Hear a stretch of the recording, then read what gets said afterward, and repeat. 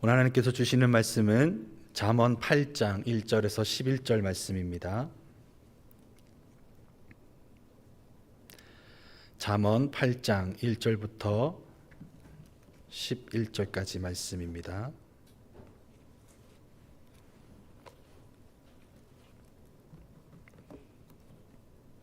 한 절씩 교독하시고 마지막 11절은 함께 읽겠습니다. 지혜가 부르지 아니하느냐, 명철이 소리를 높이지 아니하느냐. 그가 길가의 높은 곳과 내 거리에 서며 성문 곁과 문 어기와 여러 출입하는 문에서 불러 이르되, 사람들아, 내가 너희를 부르며 내가 인자들에게 소리를 높이노라. 어리석은 자들아, 너희는 명철할지니라. 미련한 자들아, 너희는 마음이 밝을지니라. 너희는 들을지어다. 내가 가장 선한 것을 말하리라. 내 입술을 열어 정직을 내리라. 내 입은 진리를 말하며 내 입술은 악을 미워하느니라. 내 입의 말은 다 의로운즉 그 가운데에 굽은 것과 패역한 것이 없나니, 이는 다 총명 있는 자가 밝히 아는 바요 지식 얻은 자가 정직하게 여기는 바니라. 너희가 은을 받지 말고 나의 훈계를 받으며 정금보다 지식을 얻으라. 대저 지혜는 진주보다 나음으로 원하는 모든 것을 이에 비교할 수 없음이니라. 아멘. 클로버라고 하는 식물은 잎의 수에 따라 꽃말이 달라지는데, 군락을 이룬 것들 중에서 찾기 힘든 네잎 클로버는 알다시피 행운이고, 지천으로 널린 세잎 클로버는 행복입니다. 그런데 대부분의 사람은 클로버 군락을 만나면 네잎 클로버를 찾지 세잎 클로버에 만족하지 않습니다. 이 상황을 꽃말로만 따진다면 행운을 찾지 행복에 만족하지 않는다라는 의미가 될 겁니다. 대지약우라는 말이 있습니다. 해석하자면 큰 지혜는 어리석어 보인다라는 말입니다. 사람들은 들판에서 행운이라는 네잎 클로버를 찾지만, 이 말에 비추어 보면 참다운 지혜는 지천으로 널린 행복, 이 행복이라는 세잎 클로버일 것입니다. 그러나 그것이 지천으로 널려 있다는 이유 때문에 사람들은 이를 지혜로 여기지 않습니다. 오히려 어리석게 여기고 맙니다. 잠언이 말하는 지혜의 성격이 딱 그렇습니다. 우리의 시야에 흔한 것, 그래서 어리석어 보인다는 이유 때문에 도무지 사람들이 이를 지혜라고 받아들이지 않습니다. 그렇기에 오늘 우리가 읽은 본문에서는 사람이 지혜를 찾는 것이 아니라 도리어 지혜가 사람들을 찾아 나섭니다. 1절입니다. 지혜가 부르지 아니하느냐, 명철이 소리를 높이지 아니하느냐. 잠언 기자는 지혜를 의인하여 그가 마치 소리를 높여 외치는 것처럼 설명하고 있습니다. 소리를 높인다는 의미는 집중시킨다는 의미입니다. 주목하라는 겁니다. 지혜가 없는 사람들, 명철하지 못한 사람들의 이목을 집중시켜서 그들이 추구하고 향하여 있는 것이 어둠이다라는 사실을 깨우쳐 주고 있습니다. 특별히 명철이라는 말은 밝을 명자에 밝을 철자를 사용해서 총명하고 사리에 밝다라는 의미가 있습니다. 그러니까 1절에서 명철이 소리를 높인다라는 말은 사리를 분별할 능력이 없는 사람들에게 주의를 집중시켜서 그들의 상태가 어떠한지를 직면하게 하고 있습니다. 지혜를 향해서, 명철을 향해서 나아가고 있다고 착각하는 사람들에게 그 길이 명철로 나아가는 길이 아니라는 것을 알려줍니다. 바쁘고 분주하게 다녔지만 실속이 없었습니다. 제대로 된 결과에 이르지 못했습니다. 이유는 그 길이 지혜로 나아가는 길이 아니기 때문에 그렇습니다. 그렇다면 지혜와 명철은 어느 길에 있는 것일까요? 2절과 3절입니다. 그가 길가의 높은 곳과 내 거리에 서며 성문 곁과 문 어기와 여러 출입하는 문에서 불러 이르되. 지혜가 사람들을 주목시키는 장소에 대해 총 6가지로 언급되고 있습니다. 길가, 높은 곳, 내거리, 성문 곁, 문 어기, 여러 출입하는 문이 언급된 장소들입니다. 그런데 6가지로 나누어 언급하긴 했지만 사실 이 장소들은 하나의 공통점을 갖습니다. 모두 사람들이 일상 가운데에서 흔하게 오가는 장소라는 점입니다.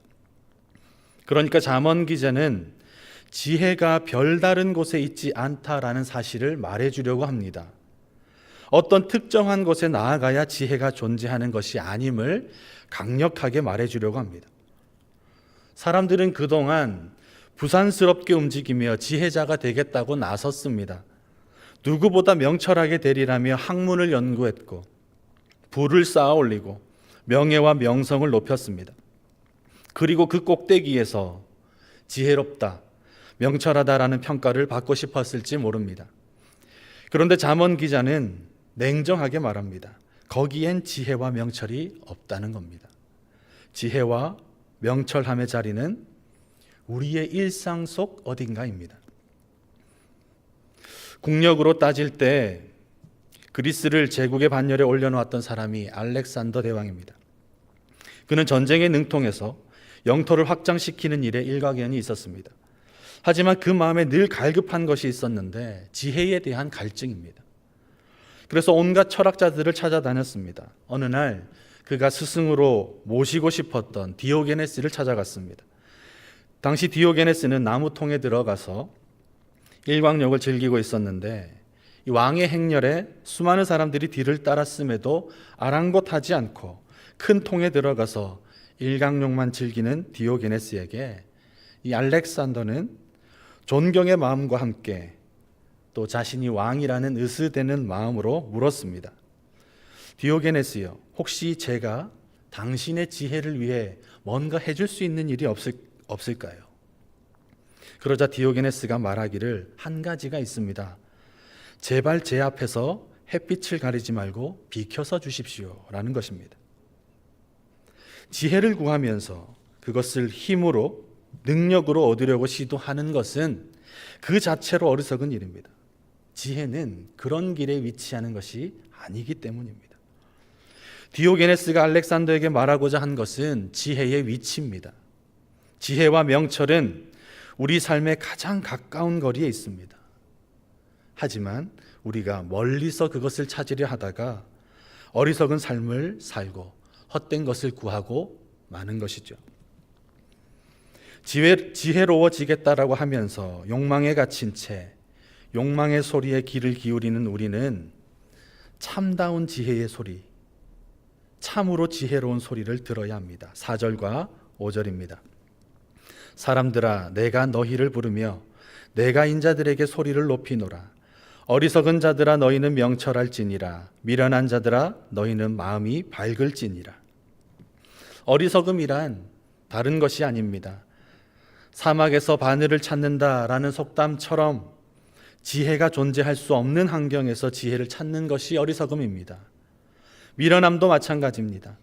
경험이 부족해서 자기 생각만이 옳다고 믿는 편협함이 미련입니다. 지혜는 그곳에 있지 않은데 자기 생각만을 끝까지 고집하는 것이 미련한 사람들의 태도입니다. 잠언 기자는 그와 같은 어리석음과 미련함에서 헤어나오라고 경고하고 있습니다. 지혜를 구한다면 그것에 합당한 장소에 속해 있어야 합니다. 우연한 확률로 지혜를 만날 가능성은 희박합니다. 그렇다면 지혜가 다닐 만한 길로 우리가 나아가면 됩니다. 우리 마음에서 욕망의 볼륨을 줄이고 우리를 부르신 합당한 삶의 모습을 취하는 것이 지혜를 만날 가능성을 열어두는 삶입니다. 부디 우리 삶에 이미 지천으로 널려있는 지혜를 함께 취하십시다. 나를 부르신 목적에 합당한 삶으로 일상 모든 곳에 펼쳐놓으신 지혜를 누리며 살아가는 우리 모두가 되기를 바랍니다. 지혜가 출현하는 장소를 우리의 일상 속 어딘가임을 밝힌 잠언 기자는 이제 그와 같은 지혜가 갖고 있는 특징이 무엇인지를 알려줍니다. 6절에서 8절입니다. 너희는 들을지어다. 내가 가장 선한 것을 말하리라. 내 입술을 열어 정직을 내리라. 내 입은 진리를 말하며 내 입술은 악을 미워하느니라. 내 입의 말은 다 의로운즉 그 가운데에 굽은 것과 패역한 것이 없나니. 6절에서 8절까지 언급하고 있는 지혜의 특징은 6가지입니다. 나열하면 선한 것, 정직, 진리, 악을 미워함, 의로움, 굽고 패역한 것이 없음. 이것이 6가지에 해당하는 특징입니다. 앞서 살핀 2절과 3절에서는 지혜가 출몰하는 장소를 6가지로 표현했었는데 지혜의 특징을 설명함에 있어서도 같이 6가지로 나열함을 볼 때에 어느 정도 문학적 특징이 있음을 알 수 있습니다. 그런 측면에서 언급된 6가지의 특징은 앞선 지혜의 출몰 장소와 마찬가지로 한 가지 공통점으로 요약될 수 있습니다. 지혜의 특징을 한 가지로 요약하면 하나님의 모습과 같다라는 것입니다. 사실 잠언에서 간혹 지혜를 의인화하여서 표현할 때 지혜가 가리키는 존재는 하나님 한 분입니다. 그래서 지혜라는 단어 대신에 하나님이라는 이름을 넣어서 읽으면 틀림없습니다. 오늘 본문도 하나님이 부르지 아니하느냐, 하나님이 소리를 높이지 아니하느냐라고 읽어도 전혀 문제가 없다는 겁니다. 결국 세상에 지혜로운 분은 하나님 외에 없습니다. 그런데 한 가지 잠언 기자의 말에 의문이 생깁니다. 생각해 보면 우린 연약한 인간이고 하나님은 완전한 분이시지 않습니까? 그렇다면 감히 우리가 어떻게 하나님처럼 될 것이냐라는 의문입니다. 하나님처럼 될 수 없기 때문에 그럼 우리는 영원히 지혜롭지 못한 상태로 남는 것이냐라는 의문이 생깁니다. 이 의문에 답하기 위해서 한 가지 수수께끼를 생각해 보십시다. 밑동이 깨진 항아리가 있다라고 할 때에 이 항아리에 물을 가득 채우려면 어떻게 해야 할까요? 이런 수수께끼입니다. 여러분 답을 찾으실 수 있겠습니까? 밑동이 깨진 항아리가 있다고 할 때 항아리에 물을 가득 채우려면 어떻게 해야 할까요? 정답은 간단합니다. 바가지로 항아리에 물을 퍼다 나르는 방법으로는 어림없습니다. 밑동이 빠져 있기 때문에 채우는 물보다 흐르는 물이 더 많습니다. 그럼 어떻게 하면 될까요? 정답은 항아리를 연못이나 강에 던져버리면 됩니다. 항아리보다 큰 물가에 이를 던져 넣으면 아무리 밑동이 깨진 항아리라도 물이 가득 찰 수밖에 없습니다. 이것이 깨지고 상하여 어리석게 된 우리가 완전하고 고귀하신 하나님의 지혜로움, 그 지혜에 이르는 길입니다. 10절과 11절입니다. 너희가 은을 받지 말고 나의 훈계를 받으며 정금보다 지식을 얻으라. 대저 지혜는 진주보다 나음으로 원하는 모든 것을 이에 비교할 수 없음이니라. 잠언 기자는 은을 받지 말고 하나님의 훈계를 받으라고 합니다. 은보다 지혜가 귀하다는 의미입니다. 또 정금보다 지혜를 더 귀히 여기라고 알려줍니다. 그리고 한 걸음 더 나아가서 지혜는 진주보다 나음으로 세상에서 사람들이 원하는 그 어떤 것보다 값진 것이라고 알려줍니다. 그러니 지혜를 위해 은도 내어버리고 정금도 내어버리고 진주도 다 팔아서 그것을 사라는 말입니다. 곧 자신을 지혜의 바다이신 하나님께로 던져 넣으라는 의미가 됩니다. 이와 똑같은 말씀이 마태복음 13장에 기록되어 있습니다. 마태복음 13장 44절입니다. 천국은 마치 밭에 감추인 보화와 같으니 사람이 이를 발견한 후 숨겨두고 기뻐하며 돌아가서 자기의 소유를 다 팔아 그 밭을 사느니라. 우리가 지혜를 얻는 일, 하나님을 소유하는 일은 한 가지 방법밖에 없습니다. 우리가 그분의 소유가 되면 되는 것입니다. 자신의 모든 것을 팔아서 천국을 소유하라는 말씀처럼 나 자신이 지혜이신 하나님의 소유가 되면 자연스럽게 우리도 지혜로운 사람이 됩니다. 그러니 하나님을 소유하겠다고 내 손에 힘을 움켜쥔 채 아등바등 거리지 말고 겸손하게 하나님의 소유가 되는 것, 곧 내 모든 것을 하나님께 내어 맡기는 헌신이 지혜를 얻는 확실한 길입니다. 미국의 남북전쟁이 한창이던 어느 날 아브라함 링컨 휘하에 북부군은 수세에 몰렸습니다. 연일 전투에서 패배했다는 보고가 이어지자 링컨에 대한 책임론이 불거졌습니다.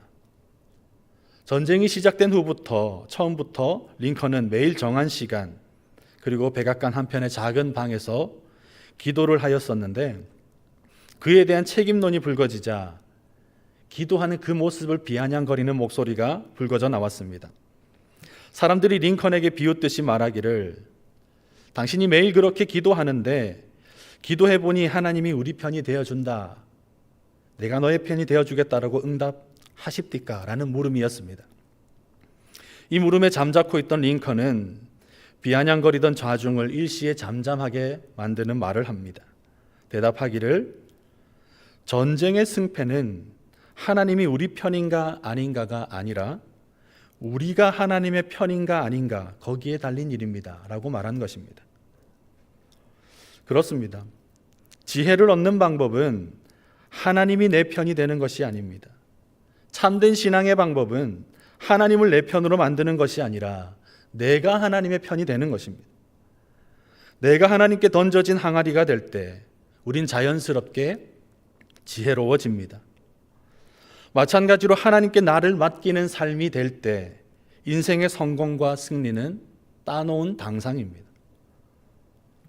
부디 우리 각자의 인생길에서 주인이 누구신지를 분명하게 바라보십시다. 그리고 나는 어떤 존재인지도 직시하기를 바랍니다. 밑동이 깨진 항아리이면서 그곳에 바가지로 물을 채우려는 시도로 지혜로워지겠다라는 어리석음은 그쳐야 합니다. 비록 깨졌다고 할지라도 나보다 훨씬 크고 강하신 하나님께 나 자신을 던져 넣는다면 상상하지도 못한 하늘의 지혜가 우리 안으로 들어오기 시작하고 이미 가득 차게 되는 것이죠. 오늘 하루도 이 같은 마음으로 잡힌 바 된 그것을 붙잡고 우리에게 맡기신 소명의 삶에 합당한 자세로 하나님의 지혜로움을 채워가는 우리 모두가 되기를 주님의 이름으로 축복합니다. 기도하십시다. 하나님 아버지, 지혜의 위치와 지혜의 특징을 알려주셔서 감사합니다. 우리의 일상에 지천으로 널린 지혜를 구하오니 욕망의 소리에는 귀를 닫게 하여 주시고 나의 가장 가까운 곳에서 불러주시는 주님의 음성에 반응하며 살아가게 하여 주시옵소서. 또한 지혜는 오직 하나님께만 있음을 고백합니다. 내가 소유한 은과 정금과 진주를 주님께 내어 맡기는 인생 되게 하여 주시고 그리하여 깨지고 상한 모든 모습 가운데 회복과 은혜로 채우시는 하나님의 지혜를 누리게 하여 주시옵소서. 이 하루도 잡힌 바 된 그것을 붙잡으며 부르신 자리에서 합당한 삶을 살아가기 원하오니 주님 동행하여 주시옵소서. 예수님의 이름으로 기도드립니다. 아멘.